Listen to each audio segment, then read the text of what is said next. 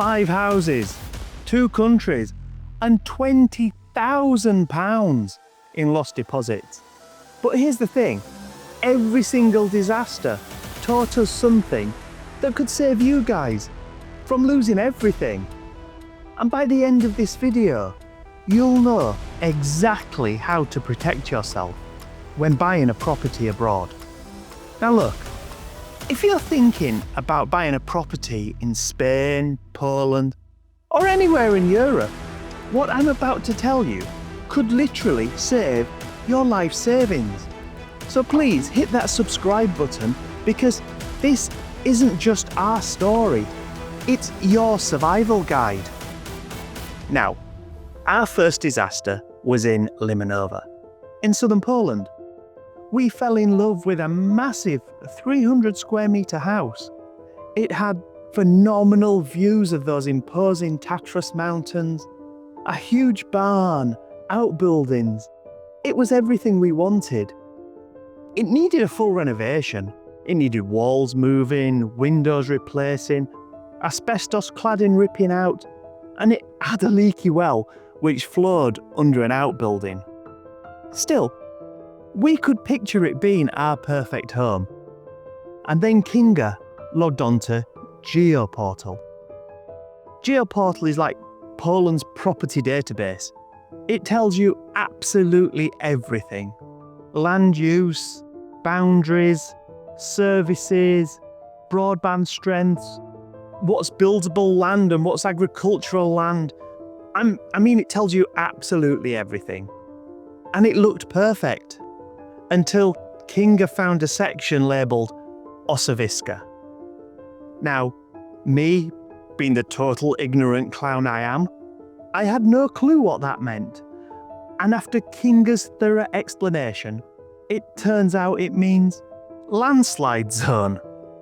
And what this section details is all landslide zones and the history of the area. Now, government scientists, they go out and they take core samples, and they know exactly what's moving and what's stable and what has moved before and what's pretty steadfast. Anyhow, it turns out our beautiful new house was sitting on top of an active landslide zone. Our dream home could literally slide down the mountain at any point. So, lesson 1, always check official databases yourself. Never trust the agent's word.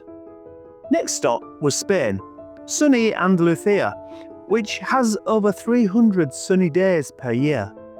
We found a gorgeous modern villa near a little village called Villarrubia. It had a 5 kilowatt solar system, a water deposit, 5,000 litres I think, a few acres of land, and it looked absolutely perfect. After a couple of visits, we dropped a deposit and started dreaming of tapas sunsets and wine on the patio by the pool. Having a little niggle in the back of our heads, it forced us to revisit in the summer. And that's when the smell hit us. Before we even got out of the car, a huge industrial pig farm, less than 300 metres away. And the wind direction, well, that was blowing straight at the house. And even though that was enough to put us off, the bad news didn't stop there. There was a rock crushing plant nearby, which shattered the peaceful Saturday air. It sounded like a war zone. So much for those peaceful tapas sunsets, hey? So that brings us on to lesson number 2. Visit properties, if possible, in different seasons and at different times of the day. Winter serenity can really quickly turn into summer chaos. We were lucky, and we managed to negotiate transferring our deposit to another Spanish property, the one we call the house with the mountain water. Now, it looked solidly built in the typical Andalusian Corjito style. And granted, it needed work, it needed walls moving, electrics modernising and renovations completing. But months passed, months and months waiting for one simple piece of paper, one little document. And that document was the certificate of first habitation. The vendor couldn't produce it. And thankfully, with foresight, our contract had protection clauses. Seller fails to deliver paperwork, deposit refunded. Strict 3-month timescale, deposit refunded. Automatic void if any documents are missing, deposit refunded. So for us, that brings us on to lesson number 3. Never use the agent solicitor. Always get your own independent solicitor. They need to work for you guys and not worrying about souring relationships with an agent for reliance or promises of future work. Always demand a habitation certificate, or at the very least an AFO, because without it, you can't get building or renovation permits and the all-important utilities. In Spain, don't worry about it means this will haunt you later. So anyway, this threw us back to Poland, where Kinga found a magical little gem of a place in Łęki. A 500-metre drive through a narrow forest winding road led to a clearing with a farmhouse, a barn, and 4 hectares of paddocks. The seclusion and peace, they were perfect. It didn't matter how long or how loud our dogs barked, there was no one around to hear them. And after a good look around, it seemed perfect. And yes, we did have a few visits before we made our decision. We signed the contracts, we paid the deposits, and waited for the government approval. As the land was over 1 hectare, we had to get approval from the government to purchase this place. So in the meantime, we flew back home and carried on with our normal life. And sitting back at home in the UK one day with a glass of wine and sorting out everything we needed to do in order to make this move happen, we received a call from the seller. Kinga looks a little taken aback during the telephone call. She's raising the price by £20,000, I'm informed, after she puts the phone down. Luckily, Kinga had filed a claim on the land registry, freezing any future sale of the house, preventing it being sold to anybody else while we still had this claim on the land. And this brings us to lesson number 4. Always protect yourself in writing. Add to your reservation contract an extension clause if your UK house sale is delayed on completion. Cancellation rights without penalty. And have your solicitor, not the agent, draft the contract. Agents love to pressurise you. Stand firm, another property will always come along. Poland again sees us in a village called Cząszkowice. Ironically, it had a drive up a road called Spanish Hills to approach the property. Anyway, the property consisted of a large house, a decent-sized barn and outbuildings, and maybe 5 hectares of land. And 3 brothers with charm straight out of a dodgy car lot. It was the property and the potential we had come to see, not Mike Brewer's family. Now, eventually we paid a small holding deposit while waiting on the documents. And suddenly, their contract arrives. We'd be liable for their unpaid property taxes.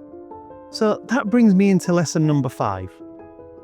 In Poland, sellers sometimes hide debts in contracts. Make sure you get the land extract and make sure you have your solicitor translate and check everything.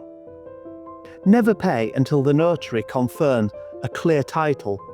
Always trust your gut and your lawyer, and never the seller.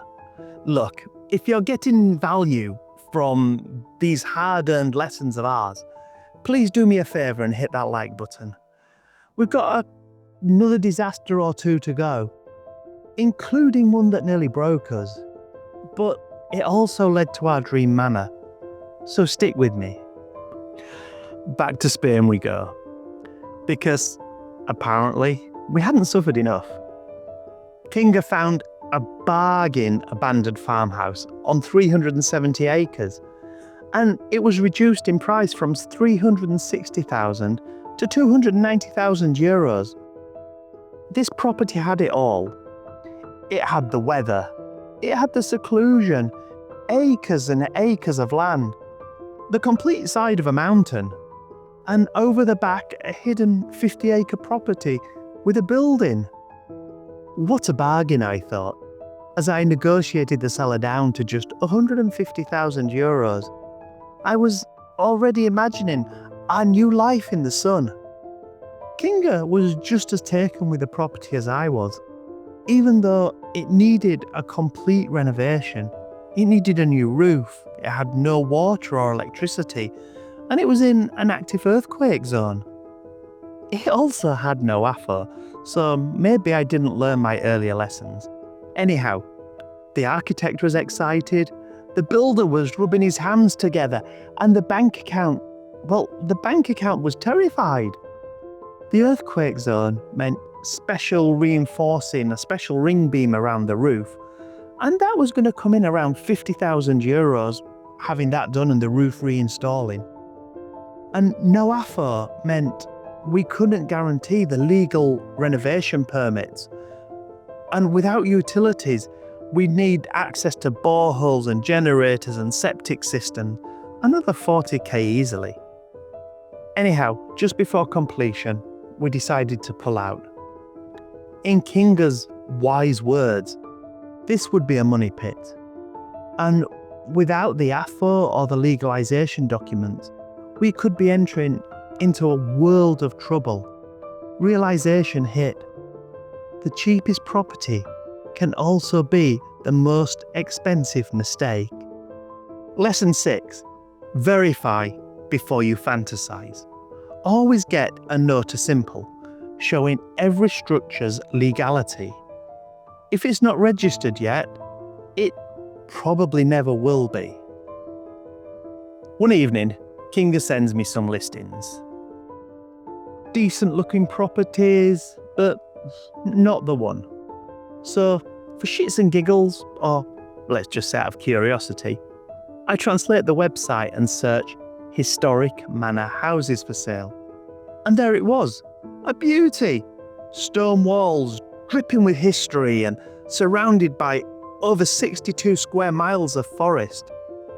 I send it to Kinga, and 2 seconds later, the reply comes back, wow. And that night, we talked a lot about the property. And by the morning, we decided to call the agent and arrange a viewing. And the rest is to say, was just about to become history. Now, nothing's ever simple. When we called the agent, they seemed reluctant. We'll check and we'll call you back.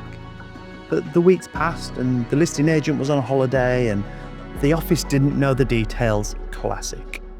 And eventually, they agreed to a viewing. So, there we were again, back in Poland. Coffee in hand, driving through the forest until this manor appeared through the trees. Even after all this time, it took our breath away. But this time, we didn't let our emotions run the show. We inspected everything. We asked for the paperwork, we took photos, and then we walked away and slept on it. The next day we met the owner himself, an older gentleman, and proud of his family home and the deep-rooted history of the manor. We talked for hours about the history, the restoration, the forest, the life. That conversation started to turn into a friendship. And after a few days, we made our offer. And then came in 2 higher offers. One even offering to cover the fines he would face if he cancelled out on our contract. But this chap was true to his word. He kept his word. And he wanted this manor to go to people who'd care for it and who would love it. And that's how, in September, after every setback imaginable, we finally held the keys to our dream. Standing there, keys in hand, it didn't feel real. We'd lost £20,000 in deposits and probably double that in travelling and hotels. We'd lost countless hours and most of our sanity. But we gained something far more valuable. We gained experience, and we gained a home with a heartbeat. Every wrong turn brought us here. This wasn't just another house, it was history waiting for a second life. So no, it wasn't easy. But would we change it? Not a chance. We can't wait to dive into the restoration, wiring, plumbing, and how to keep your soul intact while renovating a 19th century Polish manor. Please do us a favour and smash that like and subscribe button and join us for the next chapters of Off-Grid Gentry. We learned the hard way, so you don't have to. So here's a recap of some of our important takeaway points. Number 1, check official databases. Number 2, use an independent solicitor. Number 3, if possible, visit in all seasons or at different times of the day or week. Number 4, verify paperwork. And probably most importantly, number 5, trust your instincts. Now, whether you dream of Spain or Poland or somewhere in between, remember, every mistake gets you closer to the place that's truly meant for you. Now, if this saved you from one of our disasters, please hit that subscribe button and let us know in the comments below where your property dreams are taking you. Until next time, this is Off-Grid Gentry, signing off from nearly our Polish manor. Thanks for watching.